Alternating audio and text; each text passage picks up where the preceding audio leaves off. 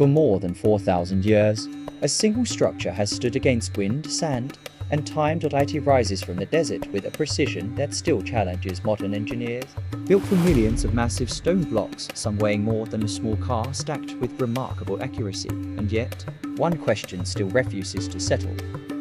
How did they do it? Not just who ordered it, not just when it was built, but the real engineering mystery. How did an ancient society, without modern machines, move, lift, and place something on this scale? Over time, answers have been offered. Some are based on excavation, some on engineering analysis, others on imagination, slaves, lost knowledge, impossible technologies, even visitors from beyond Earth. But when the dust of speculation settles, something more grounded remains, and in many ways, more impressive, because the real story is not about the absence of explanation. It is about the presence of evidence, scattered across the desert, carved into stone, and slowly uncovered by archaeologists over centuries. And once we follow that evidence, the picture becomes less mysterious, but far more human. What we find is not a puzzle of impossibility. It is a story of organization, labor, engineering, and ambition on a scale the ancient world had never seen before, and may never see again. So the question is not just what the Great Pyramid is, it is this. What do we actually know about how it was built, and how much of what we believe is really true? Before we ask how it was built, we need to understand what it actually is. On the edge of the desert, near modern-day Cairo, stands the largest of the pyramids of Egypt, often called the Great Pyramid. It was built during the 4th dynasty of ancient Egypt, around 4,500 years ago, during a time when Egypt was already one of the most organized civilizations in the ancient world. This structure was originally about 146 meters tall. Today, after millennia of erosion and loss of its outer casing stones, it stands slightly shorter, but still dominates the plateau. It is made from an estimated 2.3 million stone blocks. Most of these blocks are limestone, though some internal chambers contain granite brought from distant quarries hundreds of kilometers away. What makes this even more striking is not just the size, but the precision. The base of the pyramid is almost perfectly aligned with the cardinal directions: north, south, east, and west. The deviation is so small that even modern builders would find it difficult to match without advanced instruments. Inside, the structure is not empty or simple. It contains passageways, chambers, and ventilation shafts, all carefully designed and integrated into the construction. And yet, despite its complexity, the Great Pyramid was not built in isolation. It is part of a larger complex, including smaller pyramids, temples, and tombs forming a royal burial landscape. At its core, this was not a monument built randomly or mysteriously. It was part of a deeply organized tradition of royal burial practices in ancient Egypt, one that evolved over generations. But even knowing this, one fact still stands out. A project of this scale required coordination on a level that feels modern in its complexity. Thousands of workers, carefully planned logistics, precise engineering decisions, which brings us to the central figure behind its creation, a king whose name is still remembered across millennia. To understand the Great Pyramid, we need to understand the man who commissioned it. His name was Khufu, a ruler of Egypt during the 4th dynasty, at a time when the Old Kingdom was reaching the height of its power. To later Greek historians, his name became Cheops, but in his own time, he was simply a king believed to be both a political ruler and a divine figure on earth. His reign was not defined only by the pyramid.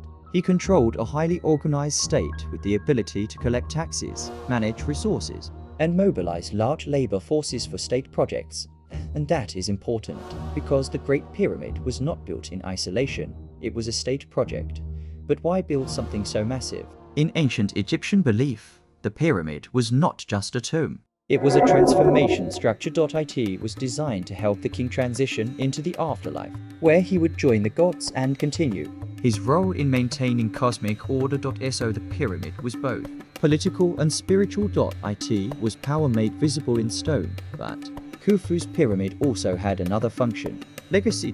In a world where writing, monuments, and memory were limited, building something permanent was the ultimate form of survival, and Khufu succeeded. More than 4,000 years later, his name is still spoken not because of wars or laws, but because of a structure that still dominates the landscape of Egypt, but even with a powerful king behind it. One question becomes even more important. Who actually did the building? Because a king may command a monument, but he does not lift the stones himself. That answer begins not in royal chambers, but in the desert settlements, quarries, and workers' camps that have slowly revealed the truth beneath. For a long time, the Great Pyramid was surrounded by one of the most persistent ideas in history, that it was built by slaves forced to work under brutal conditions. But when archaeologists began studying the evidence directly on the ground, that picture started to change. Not through opinion, but through physical discoveries buried in the desert. Near the Giza Plateau, archaeologists uncovered remains of worker settlements. These were not temporary camps for enslaved laborers. They showed signs of organized living, bakeries, food preparation areas, and housing structures. Even more important were the tombs found near the pyramids themselves. In ancient Egypt, slaves were not given honor in death, but these burials showed respect, suggesting the workers were not slaves, but paid laborers or state workers. Some of the most compelling evidence comes from graffiti found inside the pyramid's internal chambers. These markings were not decorative, they were construction crews leaving identifiers, names of teams, and work groups. They suggest organized teams of workers rotating tasks, not a single mass of forced labor taken together. This evidence points to a different picture entirely. Not slavery, but large-scale national organization. A system where workers likely came from across Egypt, especially during the Nile's flood season when farming was impossible.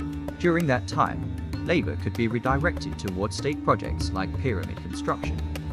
Estimates suggest tens of thousands of workers may have been involved over many years, divided into specialized teams, quarrying stone, transporting blocks, shaping surfaces, and assembling structures. This was not chaotic effort. It was structural engineering at a national level. And this changes everything, because the mystery is no longer who forced them. The real question becomes, how did they organize, feed, and coordinate such a massive workforce with the tools available at the time? And that leads directly into the most debated part of the entire story, not who built it, but how. Once we understand who built the Great Pyramid, the next question becomes more technical and more fascinating.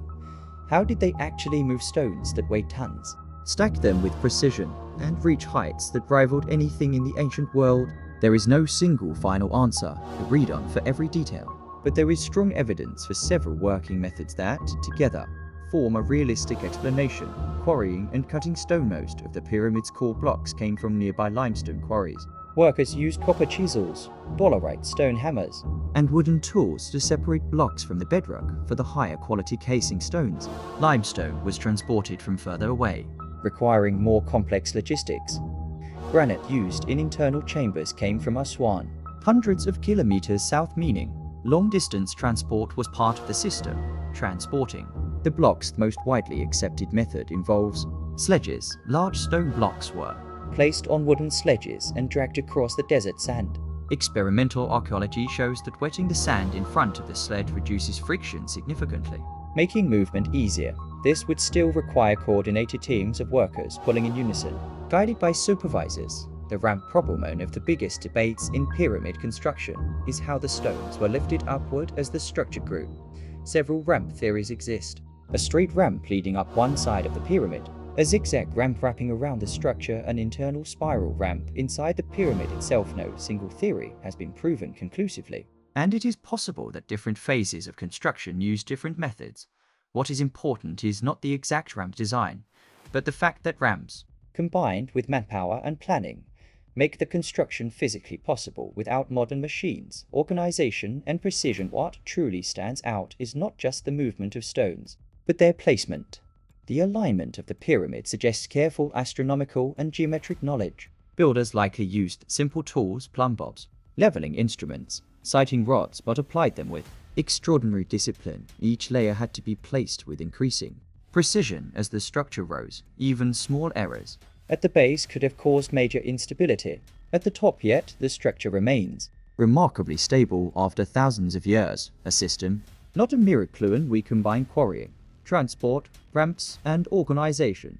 A picture emerges, not of impossible technology, but of a highly disciplined system refined over generations. Of earlier pyramid building, the Great Pyramid did not appear suddenly. It was the result of centuries of architectural evolution in ancient Egypt. But even if the engineering becomes clearer, not all ideas about the pyramid are grounded in evidence, and that is where history begins to split between fact and imagination. By this point, the construction of the Great Pyramid already feels less like a mystery of impossibility and more like a problem of engineering and organization.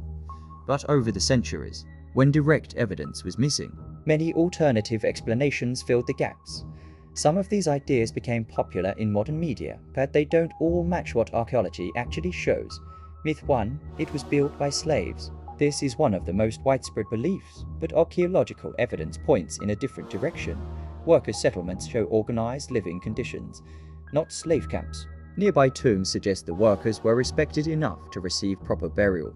This strongly supports the idea of paid labor or state-organized workers, not enslaved populations. That doesn't mean the work was easy, but it does change the nature of it completely. Myth 2. Aliens built the pyramids. This idea appears often in popular culture, but there is no archaeological evidence supporting it. Every stage of construction, from quarry marks to tool remains to worker settlements, fits within the known capabilities of ancient Egyptian society.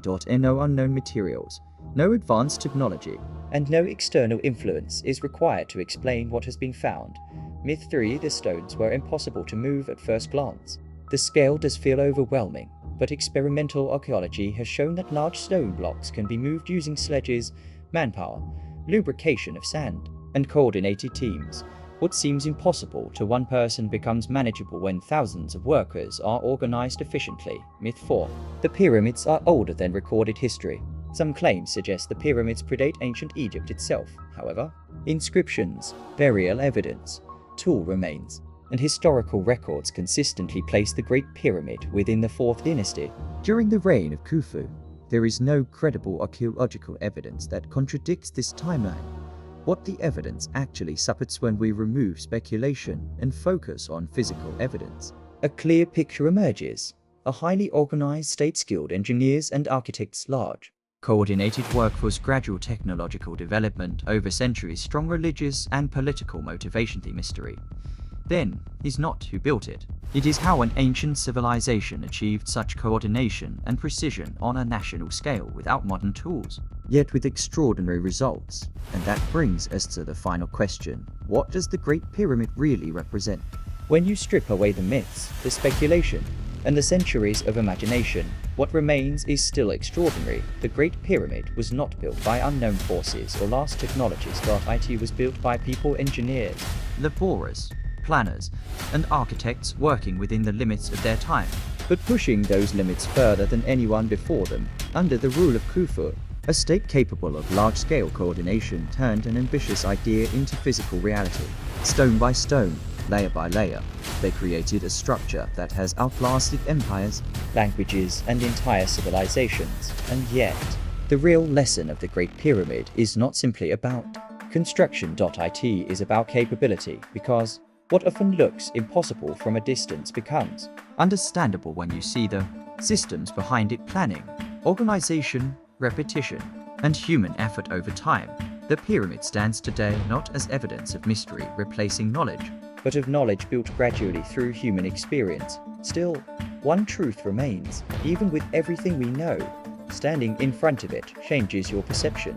Its scale is not fully captured by numbers or diagrams. It feels different in person, heavier, quieter, more permanent than expected. That feeling is part of why the mystery never fully disappears. Not because we lack answers, but because the answers are human, and human achievement at this scale will always feel slightly unreal. So the question we started with changes, but the end. It is no longer how was it built, but instead, how did humans, so long ago, manage to do something this ambitious and still leave us wondering thousands of years later? If this story interested you, the next question is simple: what historical mystery should we uncover next?